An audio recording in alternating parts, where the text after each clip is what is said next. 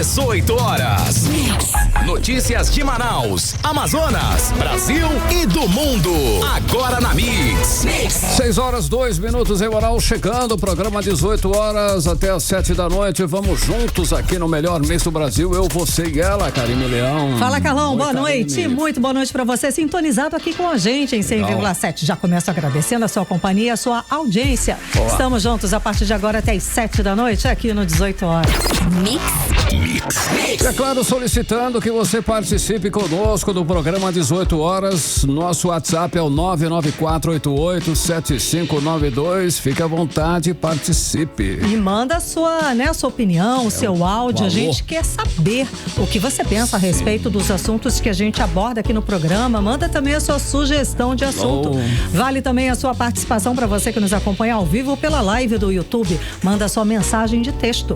E não esquece de seguir a gente nas redes sociais, no arroba 18 horas 18 horas News. Karime.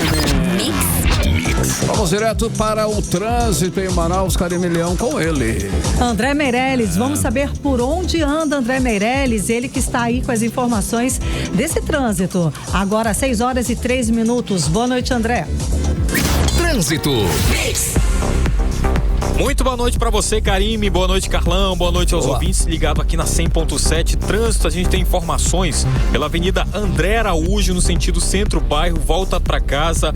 Ali durante todo o trecho da Avenida André Araújo, você consegue encontrar aí o condutor, um trânsito com boa fluidez. Mas só que quando vai se aproximando aqui da Bola do Coroado, a situação vai ficando bem mais complicada. Trânsito concorrido na Bola do Coroado, muitos veículos aqui pelo local. E a gente também tem informações da Avenida Alameda Cosme Ferreira, só que é no sentido contrário, né? No sentido bairro centro, nesse momento, trânsito está congestionado aqui também. Quem vai se aproximando da Bola do Coroado por aqui, então todo o trecho até ali nas proximidades do estádio Carlos Amite vai encontrar sim um condutor, dificuldades para trafegar aqui pelo local. E a gente segue aqui, daqui a pouco traz mais informações do trânsito aqui pela capital amazonense. Volto com vocês. Obrigada, André Meirelles. Agora 6 e 4. 18 horas.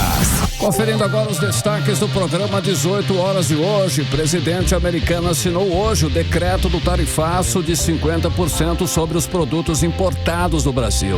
Realidade vergonhosa. Amazonas é o estado com o maior número de mortes de crianças indígenas do Brasil. Crise na educação, evasão escolar no Amazonas é o dobro da média nacional. Denúncia: não tem ninguém para atender a população no centro voltado para pessoas com transtorno do espectro autista, inaugurado pelo governo Wilson Lima. Agora 6 e 5, esses e outros assuntos, os destaques do dia. Nós vamos conferir em mais uma edição do programa 18 horas. Os destaques desta quarta-feira, 30 de julho de 2025. Está no ar para você mais uma edição do programa 18 horas. 18 horas. Olha aí, o presidente dos Estados Unidos, Donald Trump, assinou nesta quarta-feira o decreto que impõe uma tarifa nacional de 40% sobre produtos brasileiros, elevando o total para 50%. A medida oficializa agora o número indicado pelo presidente. Então, Carlão, ele impôs essa tarifa adicional de 40% sobre os produtos brasileiros, o que eleva o total agora para 50%. A Casa Branca cita os processos contra o ex-presidente brasileiro Jair Bolsonaro e seus apoiadores, classificando essas ações como, abre aspas, graves violações de direitos humanos e um enfraquecimento do Estado de Direito no Brasil. O texto segue justificando que a medida é para lidar com políticas, práticas e ações recentes do governo do Brasil que constituem uma ameaça em comum e extraordinária à segurança nacional, à política externa e à economia dos Estados Unidos. Ainda no texto, o presidente Trump reafirmou consistentemente o compromisso dele de defender a segurança nacional, a política externa e a economia dos Estados Unidos contra ameaças estrangeiras. A comitiva de senadores brasileiros que foram negociar a medida encerrou hoje os 3 dias de reunião em Washington. O grupo afirmou que conseguiu demonstrar as perdas para os dois lados, os dois países, em tratativas com congressistas e empresários americanos. O grupo também salientou preocupações com possíveis sanções futuras a serem impostas aos países que negociam com a Rússia, como é o caso do Brasil. E o presidente da Comissão de Relações Exteriores e Defesa Nacional do Senado e coordenador dessa missão, o senador Nelsinho Trade, disse que nunca coube a essa comitiva, formada por 8 senadores brasileiros, negociar essa questão das sanções do tarifaço, pois essa é uma ação exclusiva dos poderes executivos, mas ele disse que conseguiram sim conscientizar os americanos da situação perde-perde para as duas nações. Olha, no Brasil, especialistas e setores fazem suas contas para avaliar as perdas e demissões. Alguns setores, inclusive, vão sofrer forte impacto, como de exportação, por exemplo, exportação de aeronaves. Essa é uma preocupação da Embraer. Já outros setores, a situação pode ser diferente, como o de produtos de laranjas. O presidente dos trabalhadores rurais de Barretos afirma que existem outros mercados para a exportação brasileira. Bom, aqui no estado, segundo a Confederação Nacional da Indústria, o Amazonas vai ser o 6º estado brasileiro mais afetado com as tarifas, com perdas de 1,145 bilhão de reais. Eu conversei com o secretário de Estado de Desenvolvimento Econômico, Serafim Correia, que contestou a informação. Vamos ouvir. Quero tranquilizar a todos, porque efetivamente não procede essa notícia na forma que ela está colocada. Para se ter uma ideia, o Amazonas exportou para os Estados Unidos em 2024 apenas 99 milhões de dólares, de um faturamento de 37 bilhões de dólares. Aí você verifica que 99 milhões é apenas um resíduo, muito menos de 1% do nosso faturamento. Eu não sei de onde a CNI tirou esses dados, mas são dados completamente equivocados que eu faço questão de desmentir. A Zona Franca de Manaus ela é voltada para o mercado interno e não temos grande faturamento na exportação, que foi menos de 1 bilhão de dólares, e para os Estados Unidos foi menos de 99 milhões de dólares. Portanto, eu tranquilizo a todos, não há por que gerar pânico, não há por que gerar insegurança, quando a Zona Franca vive um momento muito positivo, batendo todos os recordes e que continuarão a ser batidos no restante do ano. 18 horas. Olha, já a Suframa disse que vai aguardar todas as tratativas do governo federal para poder se pronunciar. Eu conversei também com a economista Denise Cassamba, que falou sobre os impactos para a economia no geral, macroeconomia brasileira. Vamos ouvir o que ela disse. Do ponto de vista macroeconômico global, não atinge tanto o Brasil, né? Já que os Estados Unidos não representam o total, ele representa uma parcela significativa, mas não é o global, não é a maioria das exportações brasileiras. Então, mexe com o PIB, mas não, do ponto de vista global, como se recuperar, não vai ter impacto, né? É evidente que, do ponto de vista segmental, os itens atingidos pelo tarifaço vão ter problemas, daí a necessidade do governo brasileiro de buscar outros caminhos, outros agentes, né? No caso de alimentos, né, o que resta é que eles voltam a serem ofertados no mercado interno, e isso pode gerar até uma redução do preço por conta do aumento da oferta desses itens no mercado interno. 18 horas. Aí a gente acompanhou a avaliação da economista Denise Cassamba a respeito dessas repercussões, né, desse impacto na economia brasileira a respeito desse tarifaço. Agora esperar para ver, né, Carlão? Tem que esperar, Vamos torcer para que dê tudo certo. Exatamente. Ela no fim a gente conversou, ela disse que ela acredita muito na diplomacia brasileira para que possa reverter essa situação e reverter esse quadro. Vamos ver. Todos estamos torcendo para isso. 6h11, você no melhor mix do Brasil. 18 horas. Olha só, o Amazonas infelizmente segue liderando um dos rankings mais tristes do país e que ninguém quer liderar, com certeza. Pelo segundo ano consecutivo, o estado foi o que mais registrou mortes de crianças indígenas no Brasil. O Amazonas também teve o maior número de casos de violência contra indígenas por omissão do poder público, com 75 registros. Dados vergonhosos, números terríveis que revelam a completa falta de gestão em todos os setores no estado do Amazonas. Carlão, foram 274 mortes em 2024, segundo o relatório Violência contra os Povos Indígenas, divulgado pelo Conselho Indigenista Missionário. Nathalie Moraes, ela explica mais a respeito desse assunto, conversa com a gente agora. Então, Nathalie, o que explica esses números tão alarmantes aqui no estado do Amazonas? Boa noite. O descaso e a falta de políticas públicas estão matando. Boa noite, Karime, boa noite, Carlão, e boa noite, ouvintes. Pelo segundo ano consecutivo, o Amazonas é o estado que mais registrou mortes de crianças indígenas aqui no Brasil. Em 2024, foram 274 vidas perdidas antes dos 5 anos de idade. Um número que não é apenas alto, mas sim inaceitável. Esses dados estão no relatório de violência contra os povos indígenas do Brasil, divulgado pelo Conselho Indigenista Missionário, diante da triste realidade. O silêncio das autoridades aqui no Amazonas, infelizmente, é ensurdecedor. A nossa equipe, inclusive, chegou a procurar o governo do Amazonas, mas infelizmente a gente não teve resposta, assim como a Fundação Nacional dos Povos Indígenas. As principais causas das mortes foram pneumonia, diarreia, desnutrição, doenças que poderiam ter sido evitadas se tivéssemos ação do Estado. Das 274 mortes no Amazonas, 103 foram por pneumonia, 64 por diarreia e 43 por desnutrição. Mas o relatório vai além. Mostra que no ano de 2024 foi marcado por uma escalada de violência em todo o país. Foram 211 indígenas assassinados. O documento também relata a violência contra o patrimônio, contra a pessoa por omissão do poder público.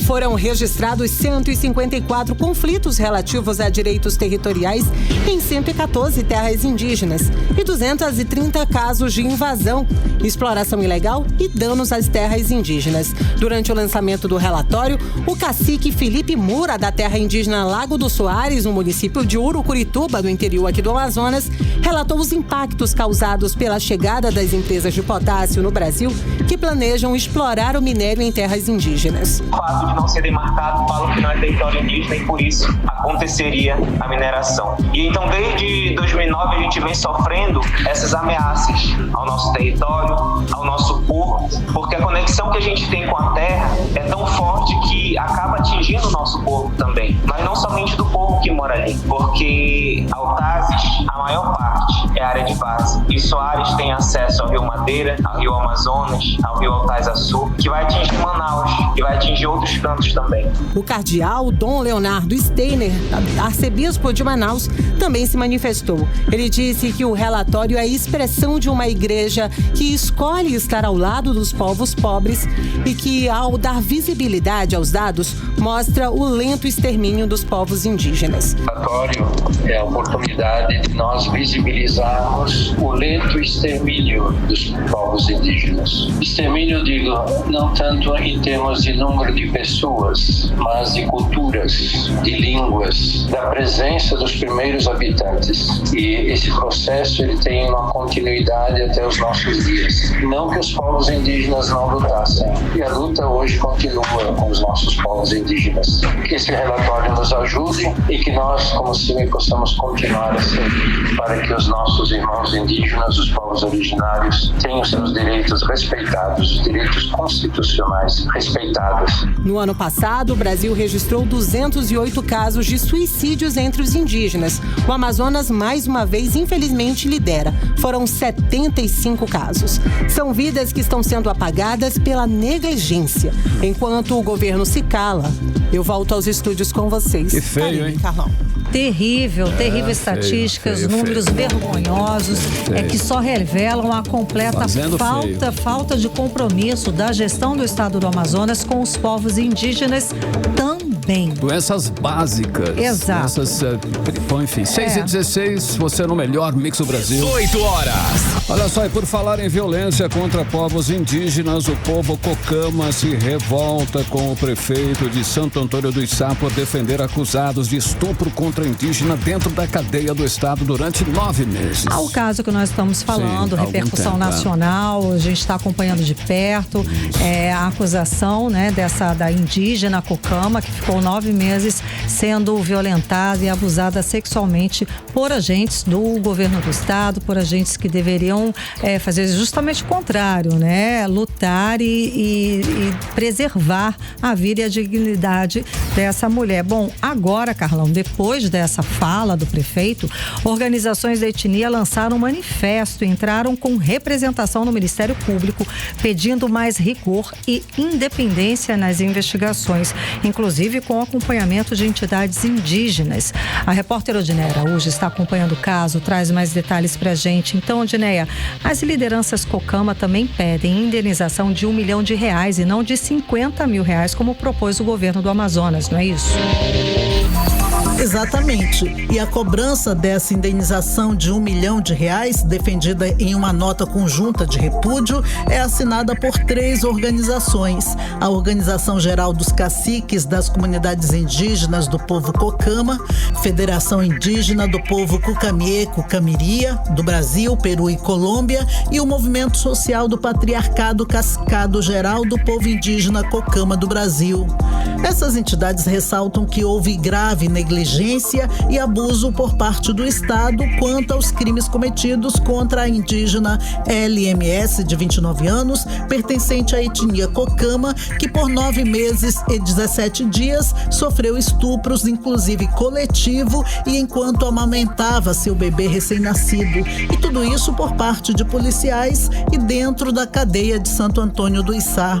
As lideranças indígenas já estavam revoltadas pelo caso monstruoso e se indignaram ainda mais quando o prefeito Cecel teve um áudio vazado onde defende os policiais acusados e ainda desqualifica a denúncia de LMS. O que eu acredito que tenha acontecido é o seguinte: esse cara fez essa denúncia na intenção de conseguir um dinheiro, né, uma indenização do Estado aí. Parece-me que R$500 mil que ele está cobrando de uma indenização por essa mulher estar presa aqui em Santo Antônio e tal. Mas parece-me que não foi o que aconteceu, e aí o caso repercutiu, a imprensa, a mídia, o pessoal aí, né, botaram para falar do caso, e aí pronto. Essa mulher aqui, a gente que mora em Santo Antônio, aqui todo mundo sabe dessa situação, que não é... A realidade não é essa. Em outros trechos do áudio, segundo a defesa da indígena, o prefeito Cecel diz que está revoltado com a denúncia e afirma que os policiais são pais de família. Ele questiona até o exame de conjunção carnal que confirmou os estupros e marcas de agressão na vítima. As falas do prefeito Cecel revoltaram ainda mais a etnia, de acordo com o cacique geral do povo Cocama do Brasil, Ednei da Cunha Sâmias. E o que ficou mais revoltante ainda foi a situação de um prefeito do município onde ela reside, o prefeito do município onde ela reside, fazer um áudio revoltado contra a mulher, né, se colocando ela como uma culpada, né. É muito complicado quando a gente vê a situação de uma autoridade que deveria estar apoiando ela, né, apoiando todos, na verdade, e ficar neutro no momento, porque quem vai dizer quem é culpado e quem não é são as investigações e a justiça, não é o prefeito. Ele achava que falando, de repente ia abafar o caso, ia ter menos repercussão, né, porque ele é a autoridade máxima do município. O advogado da indígena acionou a OAB e prometeu tomar medidas legais contra as falas do prefeito. As entidades ligadas ao movimento Cocama se sentiram profundamente ofendidas com a postura do gestor e exigem retratação imediata por parte do prefeito Cecel, segundo o cacique Ednei da Cunha Sâmias. Os movimentos Cocama se sentiram muito ofendidos com essa fala do prefeito, que foi infeliz, né? Ele não deveria ter tomado essa atitude machista, essa atitude de defender os policiais, né? Porque quem vai dizer que os policiais são inocentes não é ele, é as investigações. E o prefeito, que foi infeliz, a gente gostaria muito que ele se retratasse, né? Está denunciando ele, denunciando a advogada, né, devido a algumas, não é contra o trabalho dela de advogada, a gente está sendo bem claro nisso, é contra ela se querer usar o papel de dizer que é cocama sem ser pertencente das assembleias, das reuniões, da luta da causa do povo cocama. O cacique também achou estranho que a advogada dos acusados, Viviane Batalha Cacau, que diz também ser uma cocama, tenha um RANI de 2013, apesar de a FUNAI ter deixado de emitir o RANI naquela região em 2012. O RANI é um documento emitido pela FUNAI atestando que a pessoa é indígena. Além disso, segundo o cacique, a advogada também diz pertencer à nação Açaí, mas nenhuma das 44 nações cocama existentes tem o nome de Açaí.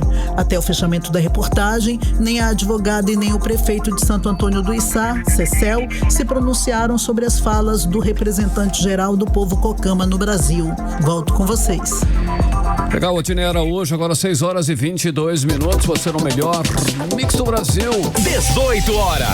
Olha só, foi inaugurada hoje uma nova unidade de pronto atendimento ao consumidor, o Procon.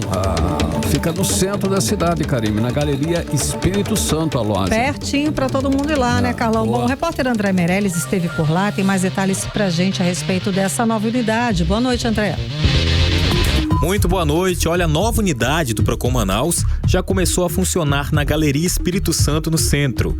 O atendimento vai ser de segunda a sexta, das 8 da manhã até as 2 da tarde, com os serviços de orientação, registro de reclamações e recebimento de denúncias. Com o novo endereço, o acesso fica mais fácil para a população que busca soluções rápidas e eficientes para problemas de consumo.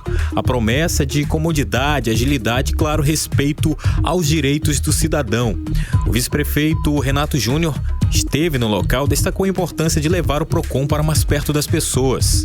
Na verdade, é uma devolução daquilo, é uma justiça social. As pessoas são muitas das vezes lesadas e não sabem, precisam de uma orientação.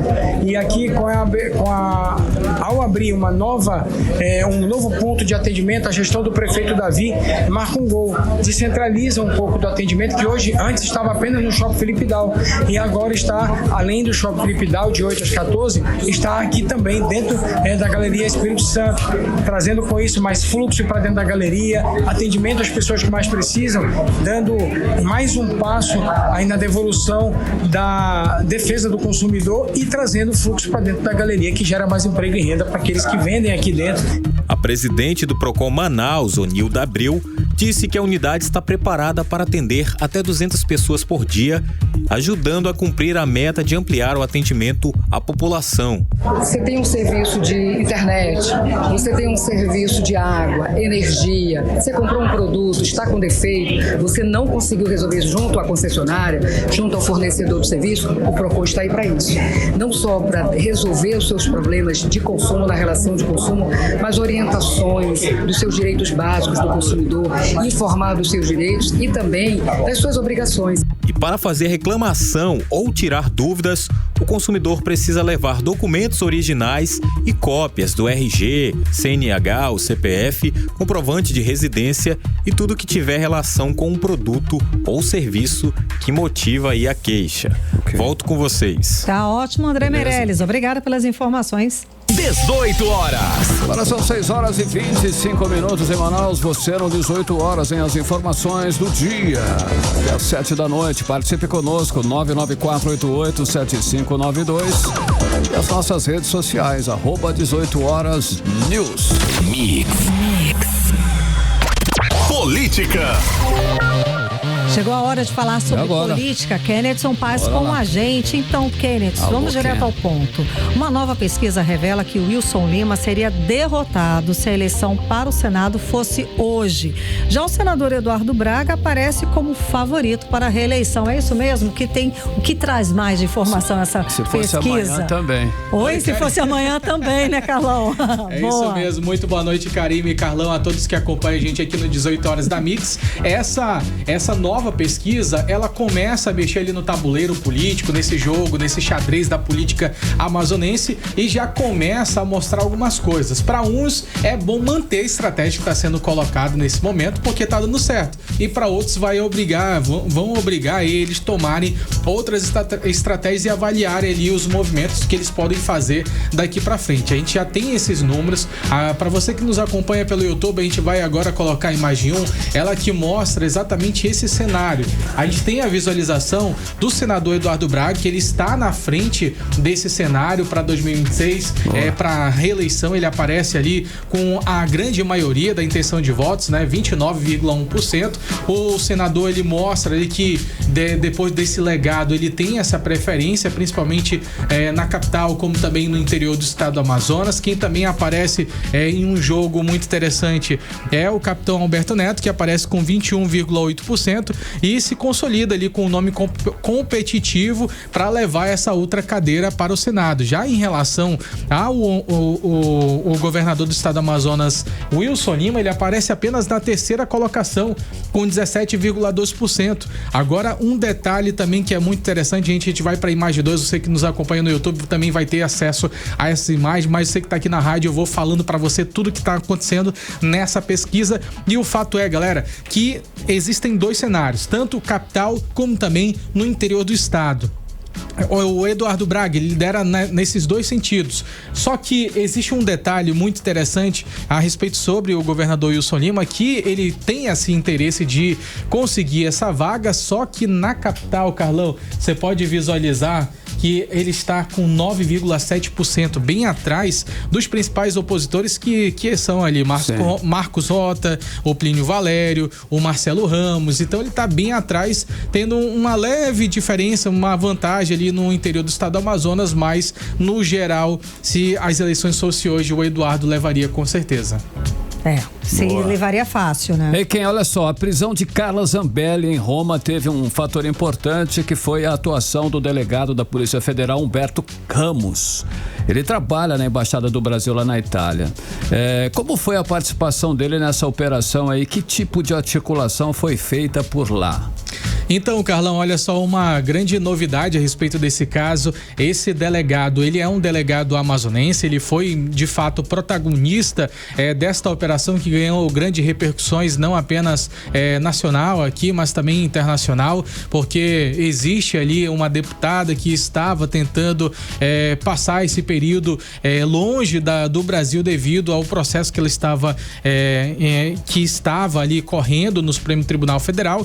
E o fato é que o Humberto Ramos, da Polícia Federal, ele foi o responsável direto por localizar e também reunir diversas provas que levaram à prisão de Carla Zambelli lá na Itália. Atualmente, ele é o responsável da Polícia Federal na Embaixada Brasileira lá em Roma. Ele coordenou discretamente ali as ações que levou até a custódia da ex-deputada pelas autoridades italianas, e segundo o jornalista César Tralli, o Humberto, ele identificou o local onde a Zambelli estava, ele também registrou imagem, fez várias fotos, montou um dossiê completo para poder repassar isso para a polícia italiana, lembrando que como ela é uma pessoa, né, naturalizada brasileira, ela é uma brasileira, estava em território italiano, então para que essa ação pudesse ter sido realizada, era necessário todas as comprovações, e isso foi realizado pela Polícia Federal, e aí com isso ela acabou sendo presa. Tudo isso com uma equipe muito reduzida, segundo as informações que foram divulgadas pela PF, e de forma muito precisa conseguiram fazer a prisão de Carla Zambelli. Ela foi condenada pelo Supremo Tribunal Federal a 10 anos e 8 meses de prisão por envolvimento com uma organização criminosa digital, e por enquanto ela permanece custodiada na Itália, e ainda vai acontecer muitas coisas para poder definir se ela vai ser extraditada ou não para o Brasil, e que vai depender de uma decisão da Itália e não do Brasil. O Brasil pode pedir, mas não é certeza que vai conseguir ou não. Bom, vamos seguir por aqui, o Kennedy. Já está valendo a nova lei que devolve tributos para micro e pequenas empresas exportadoras. Na prática, como é que essa mudança ajuda o empreendedor simples que quer vender aí, que está lutando para fazer uma exportação, Kennedy? Karime, eu estava ouvindo você falar ainda há pouco, logo no início do programa, a respeito sobre o tarifaço, né? Que a gente ouviu Serafim Corrêa falar sobre que não havia tantos impactos assim na Zona Franca de Manaus, só que no cenário macro, em relação aos microempreendedores, é o cenário maior em relação aos microempreendedores, eles são muito afetados. E 99 milhões faz muita diferença. Nossa! Faz muita diferença e pode, inclusive, contemplar vários outros microempreendedores. E o fato é que o presidente Lula, ele sancionou essa lei, ela que cria ali o programa é chamado de Acredita Exportação. E, de fato, é um marco ali para os microempreendedores e pequenos empreendedores que eles fazem as exportações para os Estados Unidos, levam seus produtos para o mercado internacional. Essa proposta, ela foi relatada, tem gostinho amazonense, porque foi relatada pelo senador Eduardo Braga, ela teve o apoio unânime no Senado e, na prática, essa nova lei, ela vai poder devolver parte dos tributos pagos ali durante a produção de produtos exportados, o que, segundo o senador Eduardo Braga, vai tornar esses produtos mais competitivos lá no mercado internacional. Vamos ouvir agora o senador Eduardo Braga. Uma lei importante que eu relatei no Senado, que é o programa Acredita Exportações, que beneficia principalmente o pequeno, o micro e o médio empresário brasileiro para que ele possa ser competitivo nas exportações. E esta importante lei é, sem dúvida nenhuma, um avanço que vai trazer mais oportunidades para a exportação de micro e pequenos empresários. 18 horas. Ainda há pouco o Trump assinou a respeito sobre o tarifaço. Temos ali pelo menos 700 setores que não serão afetados por essa taxa, mas na prática essa lei do qual a gente está falando, ela vai resultar na devolução de 3% sobre o valor das vendas internacionais feitas por ressarcimento ou também desconto em outros impostos. Segundo ainda o senador Eduardo Braga, a lei ela corrige uma injustiça, que é enquanto os grandes exportadores eles já tinham esse benefício, quem estava ali no Simples Nacional, por exemplo, como a maioria dos pequenos negócios, ficava de fora desse benefício. E com isso, essa nova lei vai poder garantir mais benefícios também em relação aos regimes aduaneiros, como a Dramac e vários outros processos, reduzindo ali os custos com frete, logísticas e também serviços diretamente ligados à exportação. Falar em exportação, você falou em 700 itens ficaram de fora, a gente começou o programa falando a respeito do tarifaço. 700 setores. 700 setores. E a gente, eu destaquei no começo do programa justamente os aviões, uma preocupação da Embraer de voltar a índices da pandemia, com demissões e tudo mais, e também dos produtores de sucos de laranja, produtores de laranja, que esses produtores falaram, né, alguns sindicatos disseram que tinham outros mercados para exportar. E aqui, eu atualizando aqui, justamente são 700 categorias, né, Karine? Muitos produtos, tem muitos produtos. 700 itens sem cobranças. Então, inclusive, desses itens estão suco de laranja e as aeronaves civis, que tem grande exportação. Então, vamos lá. Suco de laranja, combustíveis, veículos, aeronaves civis e determinados tipos de metais e madeiras também exportava muito e estão fora dessa lista. Tem muita lista. Tem também tem muita muito coisa, item que ficou fora. Querosene, óleo, então serve para aeronave. Eu destaquei esses dois que foram os dois que eu coloquei no começo do programa, né? Os dois opostos, um com muito medo de queda na exportação e outro, a gente tem como o caso da produção de laranja, nós temos outros mercados, mas vamos seguir aqui, Kenneth, aqui bem pro Amazonas, para encerrar, falamos ontem aqui no 18 horas, inclusive elogiamos a medida, a iniciativa do governo do Amazonas pela entrega do primeiro centro de atenção integral à criança especializado em atendimento a pessoas com transtorno do espectro autista. Só que recebemos a denúncia de que esse centro simplesmente não está funcionando, está fechado, não tem ninguém para atender a população, é isso?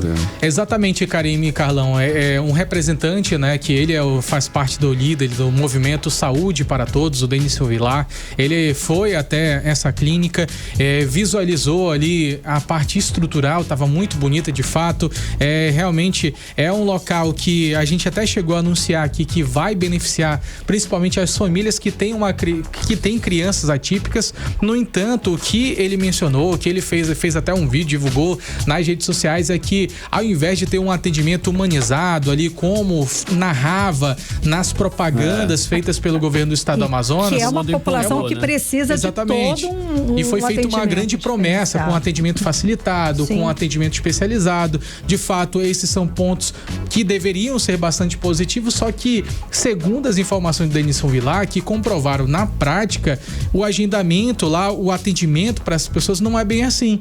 É necessário um atendimento prévio para poder aguardar o momento em que eles possam ir até lá. Não é aberto ao público. Ou seja, está fechado, tem um papelzinho ali escrito, o atendimento é só por agendamento, tem o QR Code e se vira. É isso, vamos assistir o vídeo. Você que nos acompanha pelo YouTube vai poder ter acesso, e aqui na rádio a gente vai escutar essa denúncia. Vamos ouvir.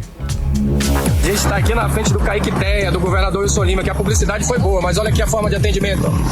É agendamento, porque por enquanto não tem ninguém para trabalhar e atender a população aqui não. A publicidade é boa. E a propaganda aqui na frente tá Agir, né? Aqui tá comendo bilhões da saúde pública no estado do Amazonas e pagando uma miséria pro enfermeiro, pro médico e outros profissionais. Aí, ó. Agradecimento a Nayara Maxud, enfermeira, né, que tá ajudando a terceirizar a mão de obra da enfermagem no estado do Amazonas. A enfermeira, que é responsável pelo técnico de enfermagem ganhar menos que um salário mínimo no seu salário base. Não está recebendo o piso salarial da enfermagem. Tá aqui, ó, publicidade ótima. Mas cadê o atendimento? Por que as portas estão fechadas? Porque não fez concurso público, porque não quer cumprir plano de carreira, porque quer entregar tudo na mão de uma organização social e a população aqui na porta, em busca de atendimento. 18 horas. É claro que veio também uma sequência de outras denúncias que são denúncias relevantes. A gente acompanhou, inclusive, momentos em que pessoas ligadas à saúde foram até a Assembleia Legislativa do Estado do Amazonas para cobrar por salários. Gente que estava com salários atrasados há mais de 7 meses, mais de 10 meses, e até agora ainda não foi regularizado. E a gente sabe, né, que a situação está precária na saúde do Amazonas. E a gente vai seguir acompanhando de perto sobre os CAICs, porque, de fato, foi uma promessa muito grandiosa, e a gente vai continuar acompanhando para saber se a prática vai acontecer ou não, Karime e Carlão. De cara, a gente já viu que não está começando, pelo menos no atendimento, na primeira etapa, que é acolhimento desse público, não está acontecendo.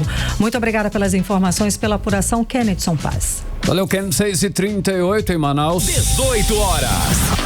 E daqui a pouco aqui no 18 horas, crise na educação, evasão escolar no Amazonas é o dobro da média nacional. É o nosso assunto em instantes.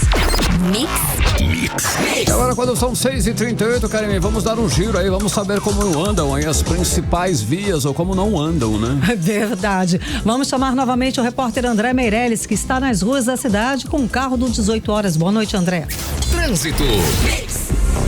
Muito boa noite mais uma vez, Karime, Carlão, você ouvinte que nos acompanha. Olha, a gente seguiu pela Avenida Alameda Cosme Ferreira, dessa vez também no sentido centro-bairro, volta para casa, e o trânsito em um trecho que vai até próximo ali ao CIESA, ao SESI, perdão, ele fica complicado ali naquele local, né? O trânsito fica lento, muitos veículos pela via, então até esse trecho próximo ao SESI, que é o Clube do Trabalhador, o trânsito está bastante complicado por lá. Passando daí do semáforo, aí começa a melhorar a fluidez, Karime, Carlão. Obrigada, André Meirelles, pelas informações. Legal, André, agora 6h39 em Manaus, você no melhor Mix do Brasil. 18 horas. Agora é tempo e temperatura, hein? Vamos de previsão do tempo, e hoje, já que ficou por aqui, né, com ele, André Meirelles. Ou melhor, previsão do tempo. Kennedson Paz com a gente. É o Kennedson Paz, eu tô confundindo aqui. Eu olhei pra ti e falei, vamos lá então, olha lá. Amanhã a previsão é de clima completamente ensolarado, Carlão. Amanhã, quinta-feira, 31 de julho, né? Julho, ainda julho. A mínima vai ser ali de 25 graus, mas com certeza não vai ser desse jeito não. A máxima vai ser ali de 34 graus. E aí, o que já foi mencionado é que durante todo o dia, pelo menos das 6 da manhã até as 4 horas da tarde, vai ter um clima bem ensolarado, então já prepare ali o seu guarda-sol, porque chuva não vai vir não, e não tem nenhuma previsão de chuva também para amanhã. Hoje o clima foi bastante quente, né, gente? E também não teve chuva, também não tem previsão de chuva para hoje não. Beleza. É o verão amazônico, né, Carlão? Tá direto, 6h40 e esse foi o Ken Pass. 18 horas. E a gente segue o 18 horas de hoje em 100,7. O verão amazônico, como já comentamos, começou com tudo e com ele, é claro, muito calor. Os termômetros já estão marcando 37 e às vezes uma sensação térmica de 40 pra frente. Acho que tá 40 pra frente, hein, Carlão? Tá difícil, viu? Tá quente pra caramba. E nesse período, o essencial é, claro, o uso de protetor solar, mas muito importante é manter a hidratação. O repórter André Meirelles conversou com especialistas e tem detalhes de como sobreviver nesse calorão, nesse verão amazônico. Conta mais, André. Boa noite. Com a chegada do verão amazônico, as temperaturas altas e o clima seco voltam a ser realidade em Manaus. A sensação térmica pode passar dos 40 graus e esse calorão pode trazer problemas para a pele, saúde e até para a imunidade. A recomendação dos especialistas é clara: hidratação é fundamental, tanto por dentro, bebendo bastante líquido, quanto por fora, com cuidados especiais com a pele. A nutricionista Luciana Anjos alerta que a falta de água no corpo pode causar tonturas, fraquezas e até desidratação. Ela destaca a importância de manter o organismo sempre hidratado. Se hidratar sempre, beber bastante água, não apenas água, dá preferência a frutas ricas, né, em água, como, por exemplo, a melancia, o melão, a manga. Tem algumas pessoas também que são adeptas ao chá gelado, é uma ótima pedida. Chá gelado que você pode incluir limão, hortelã, ajudam a refrescar e sempre que possível, quando você estiver em casa, tome bastante banho, vários banhos ao dia, ajuda a refrescar, ajuda a suportar esse calor. O dermatologista Gustavo Marques explica que a pele é um dos órgãos que mais sofre no calor. Ele dá dicas de como evitar problemas como ressecamento, queimaduras e envelhecimento precoce. Evite a exposição ao sol, principalmente entre 10 horas e 16, quando o sol está mais forte. Se precisar sair, use protetor solar, bonés ou chapéus e roupas leves e claras, que ajudam a refletir o calor. Refresque-se, tome banhos frios e use toalhas molhadas para baixar a temperatura do corpo. Busque ambientes arejados, locais com ventilação natural ou ar-condicionado ajudam a aliviar o desconforto causado pelo calor. Os cuidados básicos incluem beber água ao longo do dia, evitar exposição ao sol entre 10 da manhã às 4 da tarde, usar protetor solar, roupas leves e hidratar a pele com cremes apropriados. Com algumas medidas simples, é possível aproveitar o verão amazônico com mais conforto e saúde. E lembre-se, em caso de sinais como enjoo, dor de cabeça ou excesso de cansaço, procure uma unidade de saúde.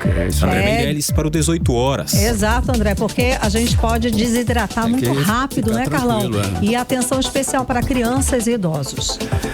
Agora 6h44, você no melhor mix do Brasil. 18 horas. Olha só, o Instituto de Proteção Ambiental do Amazonas fez um alerta importante para as empresas do setor de mineração no estado, que a falta de licença ambiental pode resultar em prejuízos e prejuízos milionários. Exato, Carlão. Daí o Instituto reforça que o licenciamento é obrigatório para todas as atividades de mineração aqui na região. Sem essa licença, as empresas estão sujeitas a multas, embargos e outras penalidades previstas na legislação ambiental. Olha, todo o processo é conduzido por um setor que é especializado do Instituto, que acompanha cada etapa, desde a análise dos projetos até a emissão das licenças. A repórter Vanessa Lima, ela acompanhou de perto mais detalhes a respeito dessa questão e vem agora com mais detalhes. Sim. Vanessa, então, qual o impacto dessas penalidades para as empresas e para o desenvolvimento do Amazonas? Boa noite, Karime, Carlão e ouvintes. Gente, quando uma empresa é multada e esse valor pode chegar até 10 milhões, esse impacto pode ir além do bolso. A produção da empresa para na hora e pode gerar mais custos para retomar as atividades. Para o Amazonas, essas penalidades funcionam como um freio às práticas predatórias. Mas, em paralelo, essas penalidades podem atrasar obras de infraestrutura, afetar a geração de empregos e até afetar a economia também.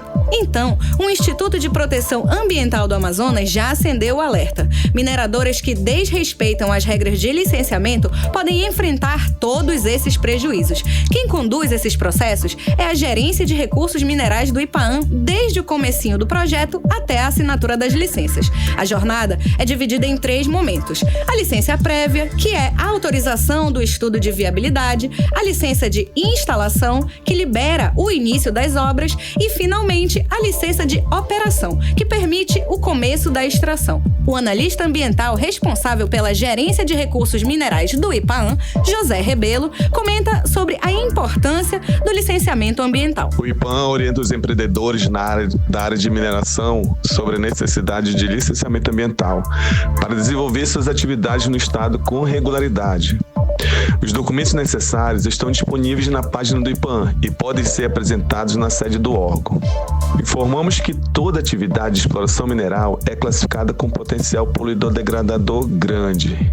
Então, existe essa necessidade de apresentar os projetos e estudos ambientais. Avançar sem licença não é apenas arriscado, é crime ambiental, com pena de 1 ano de detenção e multas que variam de R$1.000 a mais de 10 milhões. E se você, ouvinte, achar que viu algo fora das normas, basta mandar a sua denúncia pelo WhatsApp da Gerência de Fiscalização Ambiental, pelo número 98557-9454. Afinal, as multas e embargos e até o risco de detenção não servem só para punir, mas para fazer as empresas cuidarem de verdade da nossa floresta e garantir um crescimento mais limpo e responsável no Amazonas. Volto com vocês. Claro, né? Muito obrigada pelas informações. Estamos na torcida, né, Carlão? Com certeza. 18 horas. Às 6h47, olha só, vamos falar em um ranking que revela aí a completa falta de compromisso da gestão Lima. Gestão Wilson Lima com a educação. Segundo dados do Fundo das Nações Unidas para a Infância, o Unicef, 4% das crianças e jovens estão simplesmente fora da escola no estado em 2024. Carlão, isso significa que o número de jovens fora das salas de aula aqui no Amazonas é o dobro da média nacional. Em todo o Brasil, em si é de 2%. O repórter André Meirelles tem mais detalhes a respeito desse levantamento. André, conta mais, André. Boa noite. Boa noite, Karime, Carlão, aos ouvintes. Olha, o número é preocupante. A taxa de evasão escolar no Amazonas é 2 vezes, então, maior que a média nacional, que hoje é de 12%. Isso equivale a mais de 993 mil crianças e adolescentes fora das escolas em todo o Brasil. Segundo o Unicef, o Amazonas, ele apresenta a 4ª maior taxa de evasão da região norte, ficando atrás apenas do Amapá, Acre e Roraima. Então, isso é um cenário que liga o alerta para o direito à educação na infância e também na adolescência. A gente sabe que a evasão ela aumenta conforme a idade avançada. Então, o maior índice, segundo aí os dados divulgados, é entre os jovens de 15 a 17 anos. São mais de 440 mil que estão fora das escolas no Brasil e 66 mil desses estão somente na região norte. Aí, como a gente está trazendo esses dados, e claro, dentro da região norte tem o estado do Amazonas. E aí, como forma de enfrentamento, estados e municípios têm investido na chamada busca ativa escolar, que é um conjunto de ações para localizar e rematricular estudantes que abandonaram os estudos. Então, desde 2016, cerca de 300 mil crianças e adolescentes foram encontrados e voltaram aí para a escola. Então, sendo 90 mil na região norte, essas que voltaram. Só que com esses dados divulgados, com esse cenário, o Amazonas, ele não se encaixa aí nessa busca ativa escolar. E por isso, para a gente saber o que está acontecendo, a gente questionou a Secretaria de Estado de Educação e Desporto Escolar, que é a SEDUC, para saber quais são as medidas que estão sendo adotadas para reduzir esses números aqui no Amazonas.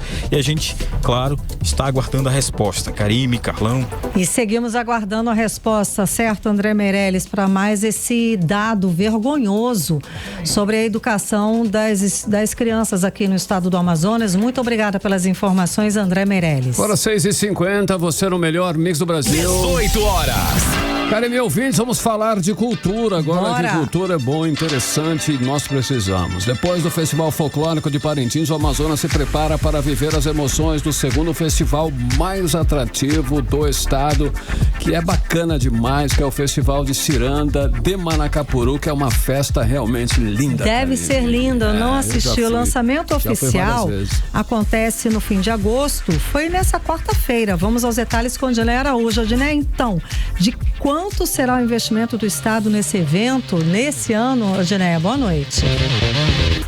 O Festival de Cirandas de Manacapuru 2025 chega com investimento histórico e expectativa de público recorde também. Só para começar, serão mais de 7,5 milhões de reais destinados dos cofres do estado à 27ª edição do Festival de Cirandas desse ano. O evento, que vai acontecer nos dias 29, 30 e 31 de agosto no Cirandódromo, foi lançado oficialmente hoje pelo governador Wilson Lima. Manifestações como essas são importantes porque elas nos definem enquanto sociedade, enquanto povo, enquanto cidadão. O trabalho que se faz ao longo de todo o ano para que efetivamente a festa aconteça passa por todo um processo de mobilização da comunidade, de mobilização dos artistas. Quando os artistas vão para a arena lá do Parque do Ingá, levam a nossa cultura, levam a nossa tradição, levam as nossas raízes, e é um evento que todos os anos vem ganhando maiores proporções e chegou ao que é hoje. E eu não tenho a menor dúvida de que o ano que vem será bem superior a esse ano. O público deste ano também deve ser recorde. A expectativa é de que os festejos atraiam mais de 70 mil pessoas.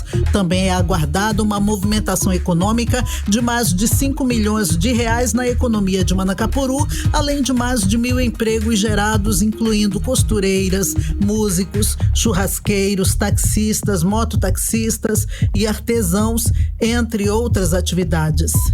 Este ano, cada uma das 3 agremiações, Guerreiros Mura, Flor Matizada e Tradicional, vai receber mais de 1 milhão de reais para brilhar na arena. A Guerreiros Mura, atual campeã, se apresenta com o tema Estiagem e Alagação, o segredo das águas. A Flor Matizada vai defender a Amazônia, sonho e luta cirandeira, enquanto a Tradicional entrará em cena com Sapucaí, o grito que vem das águas. Ao todo, mais de 3.000 artistas vão se apresentar nos 3 dias de Festival de Cirandas de Manacapuru. Volto com vocês. É legal, Karime. Se você não viu, vale a pena ver, viu, Karime? É um belíssimo espetáculo. É lindo. É realmente show de bola. Agora 6h53, valeu, Odilé Araújo. Você no melhor Mix do Brasil. 18 horas. Olha só, uma nova pesquisa mostra o que muita gente ainda não vê. As favelas têm força econômica e movimentam 300 bilhões de reais por ano. Aqui na terrinha, a Central Única das Favelas no Amazonas, junto com o IBGE e o Instituto Data Favela, participou da maior pesquisa já feita nas periferias do país. E o Amazonas, Carlão, ganhou destaque no ranking nacional com 2 comunidades: Cidade de Deus, Alfredo Nascimento, e Comunidade São Lucas.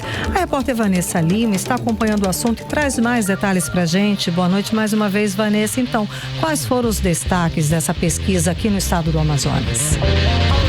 Boa noite, Karime, Carlão e ouvintes. A gente sempre faz questão de destacar o orgulho que move as comunidades do Amazonas, que são lugares de luta, mas também de muita potência. Segundo uma pesquisa da CUFA, junto com o Data Favela e o IBGE, 3 favelas do estado estão entre as maiores do país: a Cidade de Deus, Alfredo Nascimento e a Comunidade São Lucas. Só essas 3 regiões reúnem mais de 100 mil pessoas. Somando a renda de todas as favelas amazonenses, o PIB chega a 300 bilhões por ano, o maior que de 22 estados.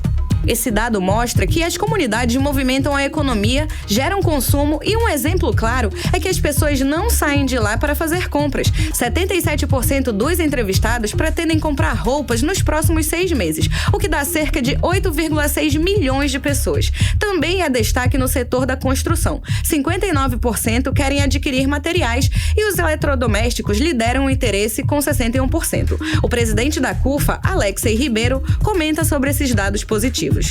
Economicamente, o cenário positivo demonstra o potencial desses espaços. Possuem muitas empresas que, com acesso à informação, a crédito e a possível educação financeira e empreendedora vão poder ampliar o seu negócio e, quem sabe, estar empregando cada vez mais pessoas, diminuindo o déficit de desemprego do país. E não para por aí. 94% dos moradores dizem ter orgulho de viver na favela. E quando questionados sobre os maiores sonhos para as suas comunidades, eles dizem que moradia digna, acesso à saúde, segurança e infraestrutura são as principais prioridades. Alexei Ribeiro destaca a importância do investimento nessas comunidades. A gente precisa ressaltar o protagonismo das pessoas que vivem ali e conseguem evoluir dentro desses espaços, para que as pessoas possam ter cada dia mais orgulho de ser quem são, independente de onde elas vivem. E para a melhoria desses espaços, a gente precisa que parte do imposto pago retorne para esses espaços como políticas públicas de infraestrutura. Do ponto de vista emocional, o consumo tem uma carga simbólica forte. 78% dizem que compraram com esforço para ter o que não tiveram na infância. E 85% se sentem realizados ao conquistar algo com o próprio trabalho. A pesquisa mostrou que as favelas do Amazonas não são apenas cenários de desafios, mas territórios vivos de consumo, renda e sonhos realizados. São as comunidades contribuindo, sim, para a economia do país, exigindo serviços, melhor infraestrutura e reconhecimento. Legal, Volto com vocês. Perfeito, é isso aí. Muitíssimo obrigada, Vanessa Lima. Agora 6h56. 18 horas. 18 horas. Esporte. A gente vai de giro esportivo, Karime. Agora é hora de girar a bola com os principais assuntos do esporte. Karime, quero saber se você já está preparada para dar um giro aí no campo. Simbora, Carlão. E a gente começa com elas, que estão dando um show. Seleção brasileira feminina meteu um sonoro 5-1 no Uruguai e está na final da Copa América. Olha só, foi show mesmo, hein? Amanda Gutierrez fez aí 2. Gil Garbellini guardou dela também. É claro, a rainha Marta não podia ficar de fora. Pênalti e ela conferiu. Dudinha também fechou a conta. Maravilhosa. E com essa vitória, Carlão, o Brasil garantiu vaga nos Jogos Olímpicos de Los Angeles em 2028. A final agora é contra a Colômbia, sábado às 5 da tarde, lá em Quito. E falando em milhões, o Flamengo, hein? O Mengão abriu o cofre. O rubro-negro anunciou o atacante Samuel Lino, ex-Atlético de Madrid, contratado até 2029. E quanto será, hein, Karime? Está sabendo? E escuta, Carlão, 143 milhões de reais, mais 19 em bônus, de onde sai tanto dinheiro, hein? Menino rico, né? Bom, vamos lá. É o reforço mais caro da história do Flamengo. Agora, a pergunta que fica,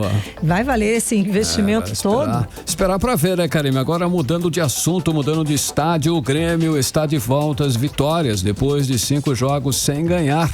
O Grêmio venceu Fortaleza por 2-1 com 2 gols de pênalti em 6 minutos de jogo. Brian White foi o cara do jogo e Daverson ainda tentou, mas não deu para a equipe cearense. E fechando a nossa rodada, Carlão, o Botafogo está com um pé nas quartas da Copa do Brasil. Fogão. Venceu o Bragantino por 2-0, com gols de Montoro, primeiro dele com a camisa do Fogão, e de Alexander Barbosa. É isso aí, fechou a conta. 6h58, você no melhor mix do Brasil. 18 horas. Karime, aquele giro final no trânsito. Vamos saber por onde anda o repórter André Meirelles e como está a volta para casa. Trânsito. Boa noite, para finalizar aqui, Karime, Carlão, aos ouvintes, nesse momento a gente está pela zona leste aqui da capital amazonense, aqui nas proximidades do viaduto Rei Pelé. Por aqui o trânsito tá com boa fluidez, inclusive, né? Tem muitos veículos pela via, mas nada aí que impeça a boa fluidez do viaduto Rei Pelé por aqui nesse momento. E assim a gente encerra e até amanhã. Volto com vocês. Obrigada, André Meirelles. Até amanhã. 6h59 em Manaus. 18 horas.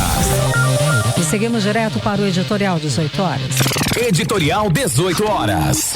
Olha, o Amazonas terá perdas de 1,145 bilhão a partir de sexta-feira se o governo Trump mantiver o tarifaço de 50% contra o Brasil. É o que aponta estudo da Confederação Nacional da Indústria, CNI. Segundo o estudo da CNI, o Amazonas será o 6º estado brasileiro mais afetado com as tarifas impostas pelo governo dos Estados Unidos. Segundo o estudo, o tarifaço anunciado por Trump contra produtos brasileiros deve causar, sim, perdas econômicas bilionárias tarifárias em pelo menos 6 estados do país. O aumento das tarifas, que começa em 1º de agosto, pode causar perdas acima de 19 bilhões de reais para o Brasil, com impactos variados entre os estados. Segundo o estudo, na região norte, o Amazonas e o Pará terão impactos bilionários puxados pela exportação do polo industrial de Manaus. É um momento delicado para o país e, com o levantamento da CNI, também para a economia do Amazonas. E medidas governamentais devem ser tomadas, sim, para diminuir as consequências negativas que possam atingir a população e as empresas do estado do Amazonas. 18 horas. 7 em ponto, Karine. Boa noite, gente. Um beijo. Até amanhã. Até amanhã. Você ouviu 18 horas. As notícias do Brasil e do mundo. De volta amanhã.